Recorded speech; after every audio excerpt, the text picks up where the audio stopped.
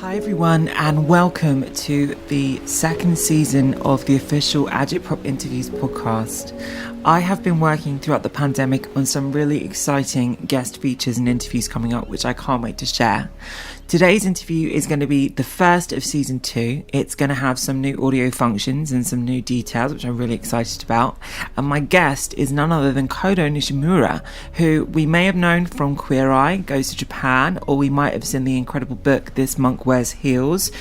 Kodo is one of these people that just stood out to me as a parallel in my life, and when I was asked to actually speak to Kodo, I couldn't resist. So he's going to actually be doing several events at Pantechnicon, which I'm really excited to be in attendance to. I am very much looking forward to sharing more, and please enjoy this podcast. Okay, so my first question was, where in Japan did you grow up? I grew up in the heart of Tokyo, like very central.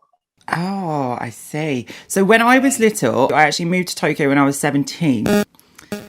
Yes, I was fascinated because I grew up in a church in England. So I had this like really bizarre religious experience in England, and I wanted to escape, and I kind of discovered myself in Tokyo. So I was fascinated when I read your story because I heard you were in a religious scenario too, and then went to America. So when did that start, and what inspired you to move to America? Well, I was listening to Mariah Carey, Beyonce, Michael Jackson, Janet Jackson, and all these singers sing about empowerment, like female empowerment, and they sing against racial discrimination. And I felt that if they sing about that, they must be okay with my sexuality too. And if they are supported, then I should be supported in the US as well. So that's where I found like a refuge in. Wow. Were you always creative as a kid? Yes, I would make Ariel's tail using plastic bags, and I would draw scales, and I would flap my tail in the swimming pool.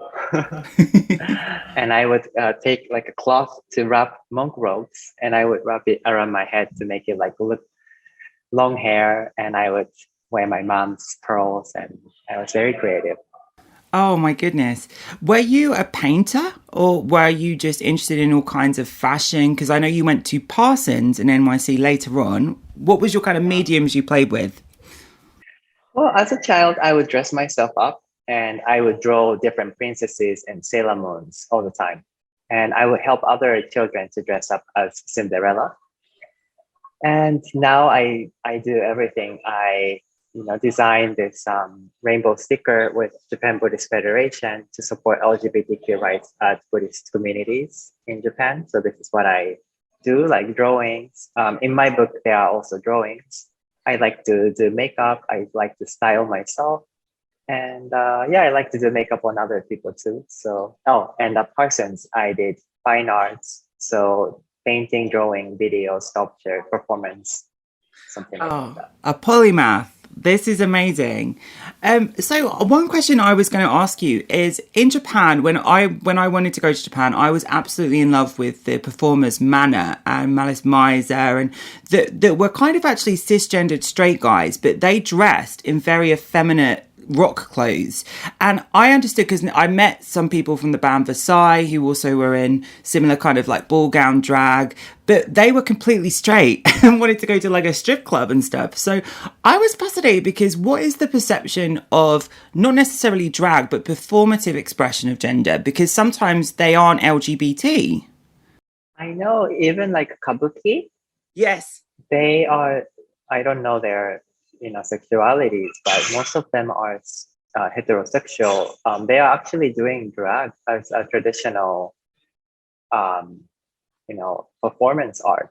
So to be honest, I don't really feel that they are really supportive. I mean, they are um, spontaneously supporting LGBTQ rights. It's just a form of arts that they do. And a lot of the like Japanese pop culture, it doesn't necessarily support the LGBTQ rights. It's just part of the culture, which is kind of interesting because it seems like they support LGBTQ rights. And we also have Takarazuka, which is women cross-dressing as men, and they do like cabaret shows. It's really popular for Yes. women, but they don't really talk about LGBTQ rights. I'm sure there are a lot of women who are interested in women performing, but it's kind of discreet. So I feel that there needs to be more conversations and representations, like role models who say that they are LGBTQ and act act on it. That's so interesting because that was the impression I got. It was a very conservative approach to talking about the LGBT stuff. But it's, I guess, from the Western perspective, when you see people that wear such elaborate clothing, we just immediately think there is an LGBT perspective. But it's very interesting that there's a lot of Japanese references, I think, supporting drag. Now Drag Race is on TV, but it's such a hidden art form still over here. It's one of my biggest inspirations, so I thought it was interesting to ask about. So when did you start playing with makeup yourself, and when did you start describing your image with makeup? Because your makeup is incredible. Thank you, Jojo. I think I started in my bathroom with my mother's Chanel eyeshadow when I was in high school.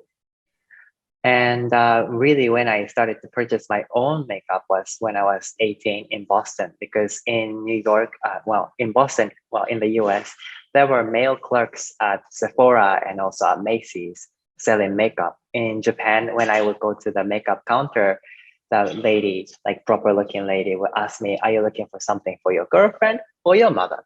And I couldn't say that it was for me. I was looking for foundation to match my skin tone, but I couldn't feel I was welcomed. But in the US, obviously, the male clerks were there, and I was able to consult with them. And but still, I was kind of afraid. So I picked up my first CoverGirl mascara. Drew Barrymore was the face of it at CVS. That's so cool. I was always fun. Yes, good. How long were you in Japan? I was there for 4 months. I was working in Takodanobaba and the student district. And I went to Kamakura and kind of went on this like crazy bike ride to the giant Buddha temple. And I went inside the giant Buddha and touched the belly. And I had this like profound experience. And then because I was there as a model and I was androgynous looking, so I wasn't being pushed to the front of English market at all.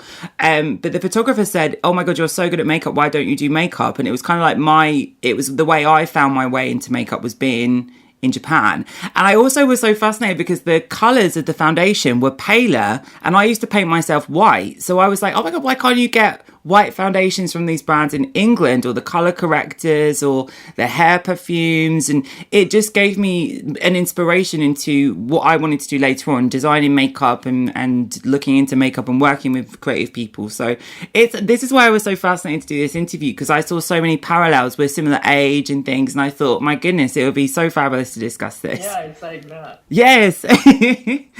But it's very interesting because I think sometimes with when I work with the brands that work in Asia, they sometimes take out some of the inclusivity stuff that's being worked on in the West. For example, some of the brands don't include darker skin models that are in the campaigns here.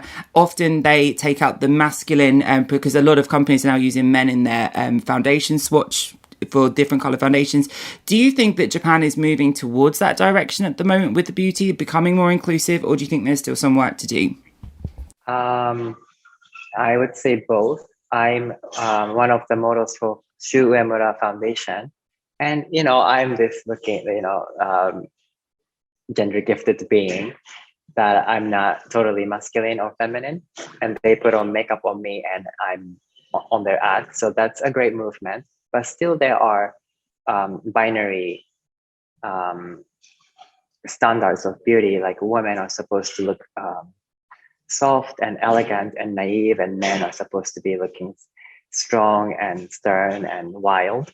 So that like both exist, but I really want people to graduate the binary concept and be able to embrace who they are regardless of what the society expects from them now.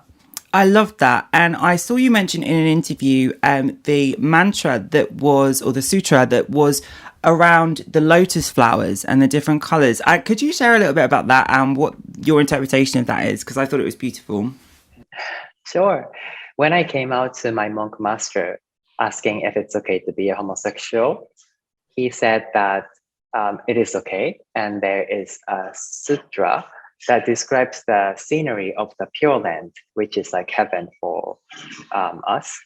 And there is a pond of lotus flowers, and there are a lot of colorful lotus flowers blossoming. It says, blue lotus flower shines in blue, yellow lotus flower shines in yellow, red lotus flower shines in red, and white lotus flower shines in white, which means, he explained, all personalities, all the different colors of us, people should shine in our own unique color, and we shouldn't be forced to shine in either red or blue. We should shine in their own color, and that is beautiful. So Buddhism supports diversity, and Buddhism wishes that we are happy being our authentic selves. Oh, I love that. When I heard you discuss this, it just made me so peaceful to hear that. And I think that Buddhism is such an incredible way of living, which is beautiful. I like it also in the structure of your book, which I'll ask some questions about in a minute. There's on different pages, there are kind of these moments of reset and sort of reflection, which I thought were interspersed within the text, which was just beautiful too. So in terms of equality and LGBT rights in Japan, it's in the gay side of things, the LGB side of things, there's, I guess, some conservative acceptance. But with the trans side of things, there's still some work to be done, especially around the age. It's 22, I believe, when you can legally change your sex marker and you have a prerequisite of having surgery, which doesn't include the non-binary people or people that identify outside of a binary. Do you think that there is a way to move forwards, or do you think it's still got a lot of work to do to tackle that? Well, we have a lot of work. We have a lot of work because many of the facilities, they are not an option for the restrooms. You know, they only have either men or women, and gender neutral restrooms are rare. So that is something that I would like to see more. And also, I know US has started to allow or like welcome people who don't identify with either male or female to be, you know, labeled as different. Yes. In the passport. So that's amazing. So these are the things that I would like to see more. I know the majority of people are not transgender people, so I understand that they made it easier for them. But it's a truth that, and it's a fact that we exist who don't feel comfortable being either or. So I think if people are educated, then that would be the first step. One of the good things is that from April 1st, Tokyo Prefecture is allowing, or implementing same-sex partnership, which is a great big step forward. So first, they need to legalize same-sex marriage, equality in marriage. And I think other people will be accepted more. But to be honest, women are not treated equally in Japan. So I feel that I need to help women. I feel like a woman too. So I really want to work with them to make sure that women are in good position. And then we talk about LGBTQ rights, because women is the half of the population. I totally understand. What I found so fascinating about my time in Japan was I had this like very specific experience of like, I thought I understood where I was, and my mum actually tried to phone me, and I was there over Christmas, and as soon as my mum got on the phone, it cut out, and I was staying in a ryokan. It was like a rice paper inn hotel, I was on the floor on a futon, and the lady felt so sorry for me because I couldn't speak to my mum that she asked me to go to her son's restaurant. So she took us out for this Christmas dinner to her son's restaurant. And it was like on a level below the street, but we didn't really know about it. We didn't have any experience. There was this sort of mall below the street. It was kind of like a secret sort of level to things. And I always thought, like, because I was 17, so I couldn't drink, I couldn't go to a club or anything, so I didn't really experience the gay district. But I always thought there were so many different layers to Japan, and especially to Tokyo. And there is a sort of like, not a secretive thing, but like a sort of private thing. And I wanted to know, like, as someone that's LGBT that goes to Tokyo, do you find it difficult sometimes to show your full self? Because I think from my experience, there's layers that are shown step by step. Do you know what does that make sense? But I feel that now that I'm somewhat of a public figure, I can't hide myself. I'm the one who shows the entire Japan that I am homosexual. I'm proud. I can wear makeup and heels and strut the streets without feeling fearful. So I would like to be a role model of confidence and courage. I love that. Because if anybody sees me walking with makeup and heels, their normal will be updated. Oh, I have seen a guy wearing makeup and heels on the street one day.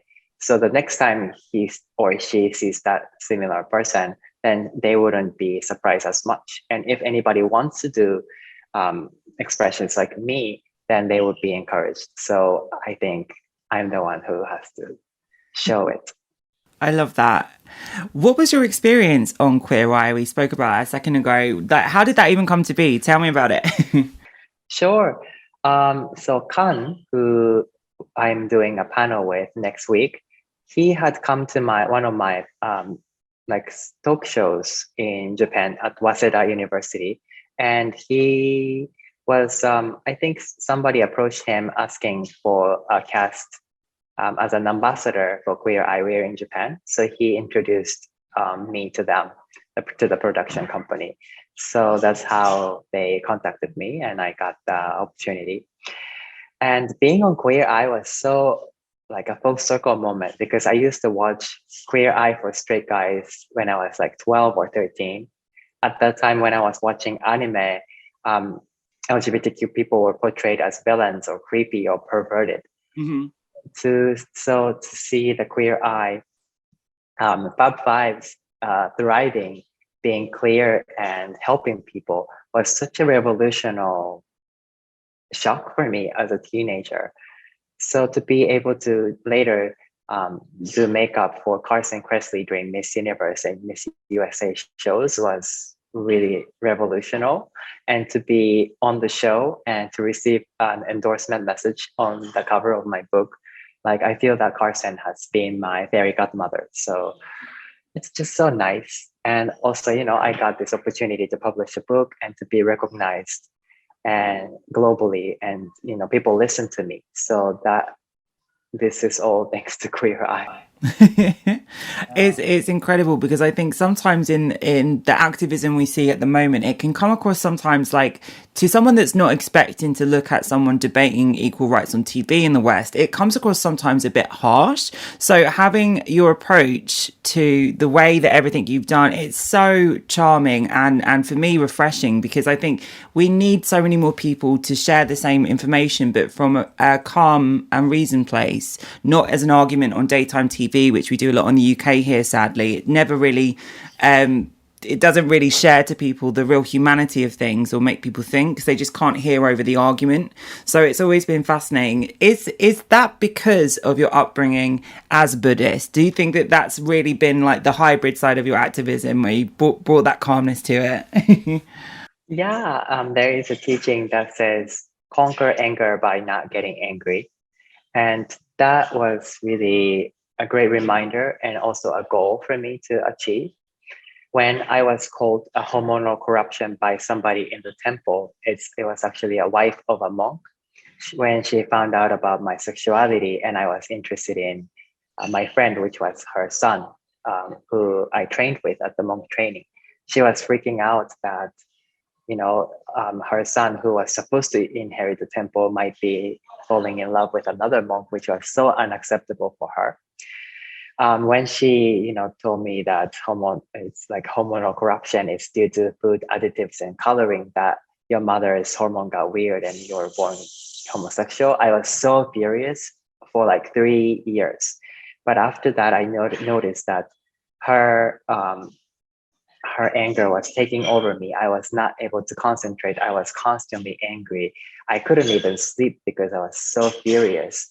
But later I realized that it's actually her who was struggling. She was not able to go out of the temple and travel or do even volunteers. She was forced to live a monk wife life for life. So she couldn't allow me to be homosexual, living my life, traveling, speaking to different people globally, and becoming, successful. So now I understood it was not my problem, but I should be able to help those people who are not fortunate enough to be educated, who are not given the freedom.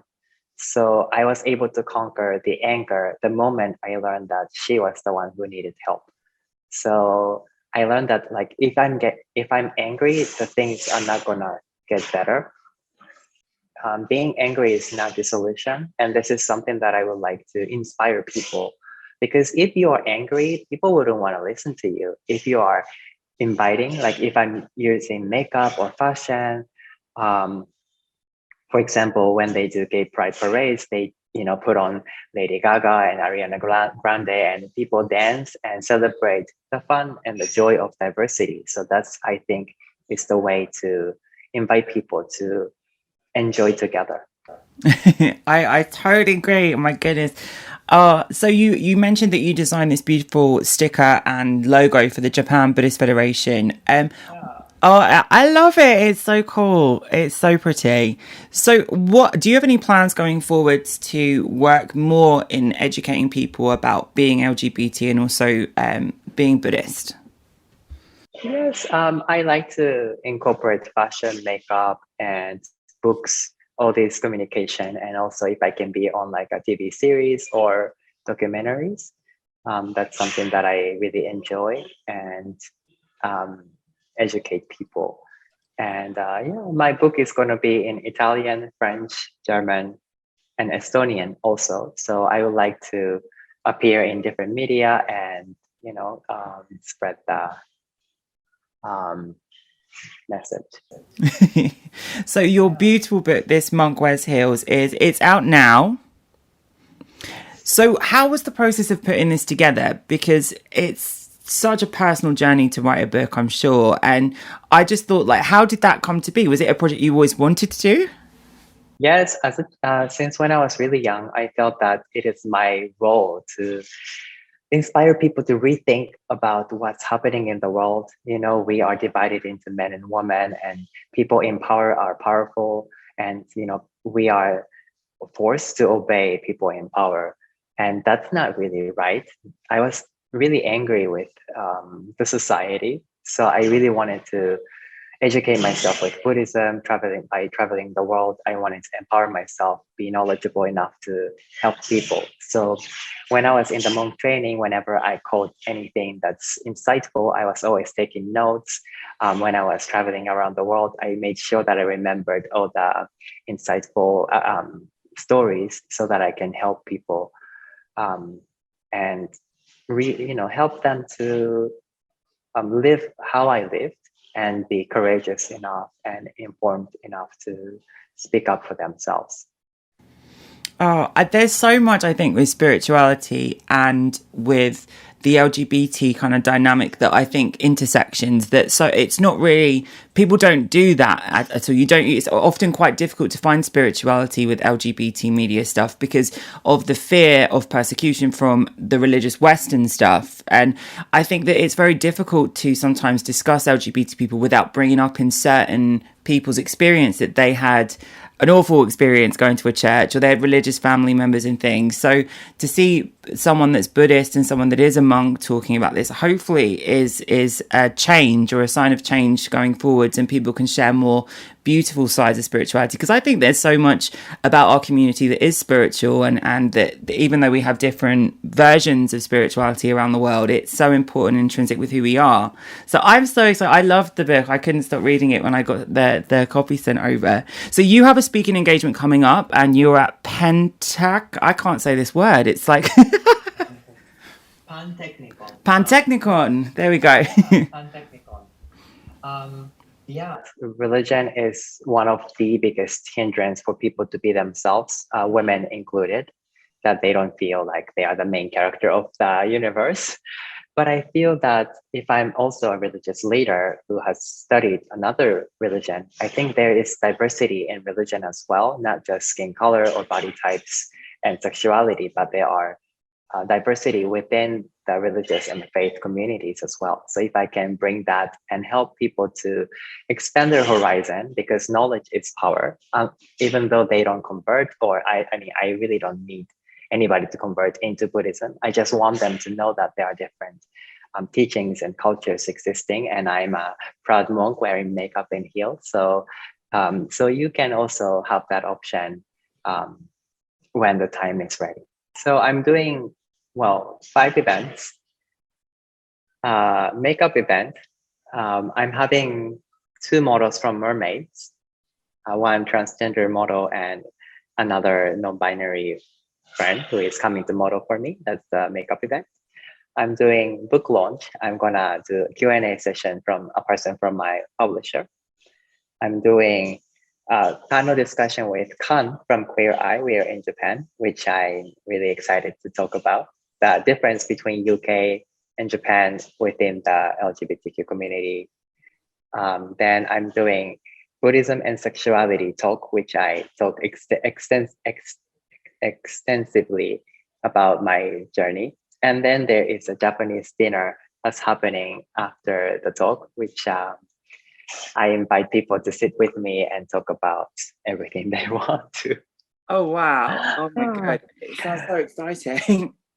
I know it's all happening in a week, so I'm feeling a bit like a lot, but I'm so happy that, Pantechnicon is about having inspiration from Japan and Nordic, and I really hope to make them feel like they traveled to Japan or, the Pure Land or wherever they feel. And, I feel that listening to different stories, I mean, we all talk about empowering and being ourselves, but hearing stories from different parts of the world, different faith system, different personal experiences is only going to enrich and empower their foundation of their self-validation. I did makeup for Halle Bailey, who is going to be Ariel for the Little Mermaid. Oh, I love her. Oh, my goodness. I know. Isn't she changing the stereotypical view of the people today? Like, she's making some people angry. Like, Ariel is Caucasian with red hair, and she's, updating our boundaries. So now I feel that, we can also, we might be born with a male body, but we can be mermaids, we can be princesses. We don't have to have long hair. I mean, I have my hair short, but we are all worthy to be princesses as well. This podcast is very exciting for me because it kicks off a brand new season, and what a wonderful guest was Kodo. As you noticed throughout, I was really excited to share so many similarities from the love of mermaids to our kind of upbringing in a sort of tense, structural, religious / spiritual lifestyle. And I just really was excited to chat about this a little bit more. It was a short one today, and we've got several new interviews coming up, but definitely check out Kodo's book and also his upcoming appearances at Pantechnicon, which is going to be very exciting in London. Definitely find all his information across his social media, and I'll post some bits and bobs on Agitprop to support that. I can't wait. Have a wonderful listen. Hopefully you enjoyed this, and check back next week for the next episode.